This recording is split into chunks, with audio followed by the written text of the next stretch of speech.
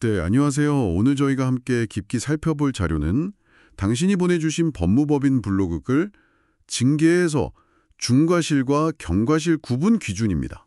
네, 회사에서 징계를 할 때 이 중과실이냐 경과실이냐 이게 상당히 중요하다고들 하는데 그 기준이 좀 애매한 경우가 많다고 하더라고요. 맞습니다.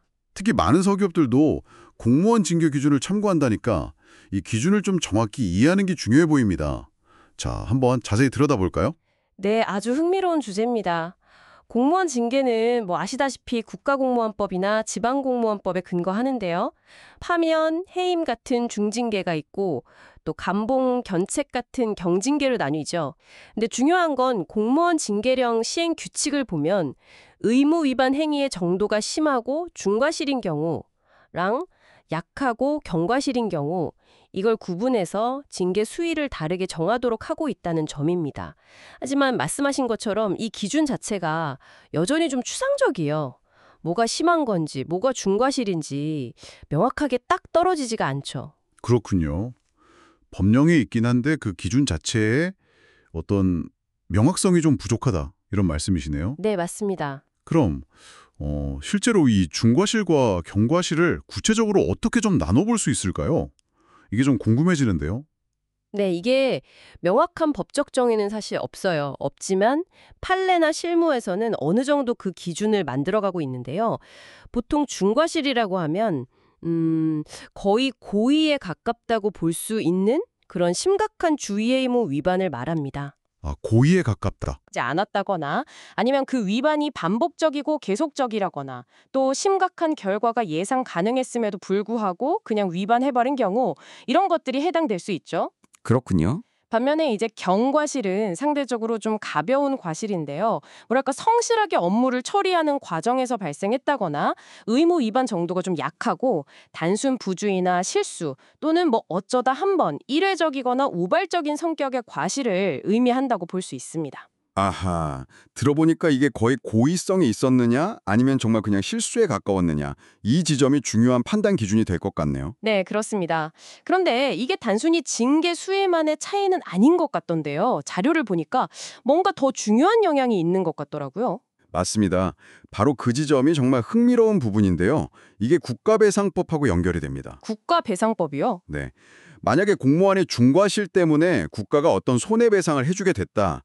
그러면요, 국가가 그 해당 공무원 개인에게 구상권을 행사할 수 있어요. 구상권이요? 네. 아, 네. 다시 말해서 그 배상액을 공무원 개인에게 청구할 수 있다는 거죠.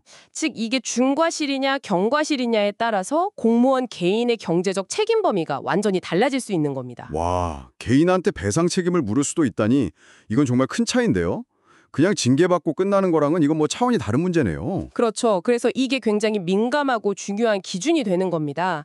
그럼 구체적으로 어떤 경우가 중과실이고 어떤 경우가 경과실고 좀 볼 수 있을까요? 예를 들어 주실 수 있나요? 네. 예를 들면 단순한 문서 착오 같은 거 있잖아요. 한 번 실수한 정도?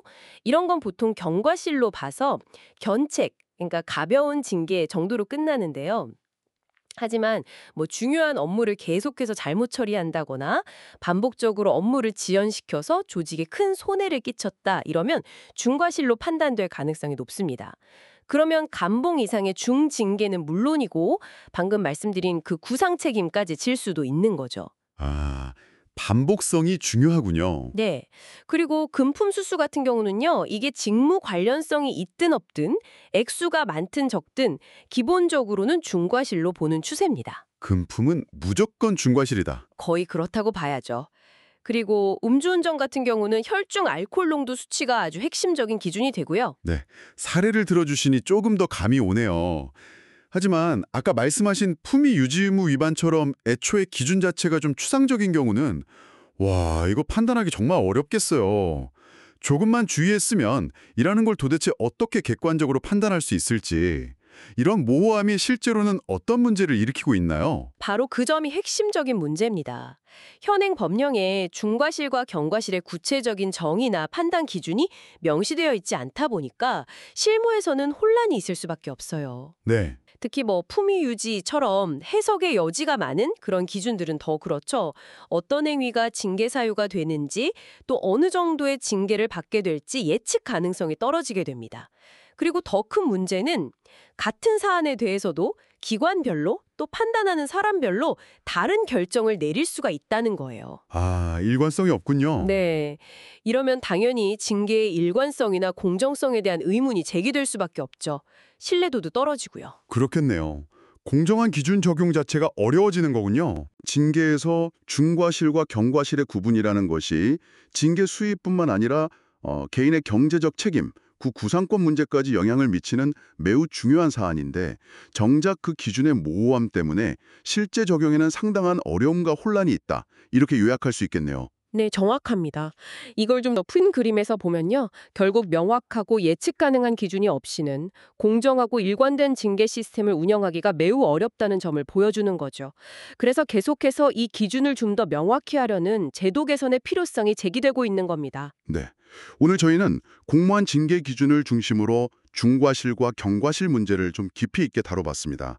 그렇다면 이 논의를 당신의 상황에 한번 적용해 보시면 어떨까요? 당신에 속한 조직이나 분야에서는 이런 과실의 경중을 나누는 기준이 과연 얼마나 명확하게 설정되어 있나요?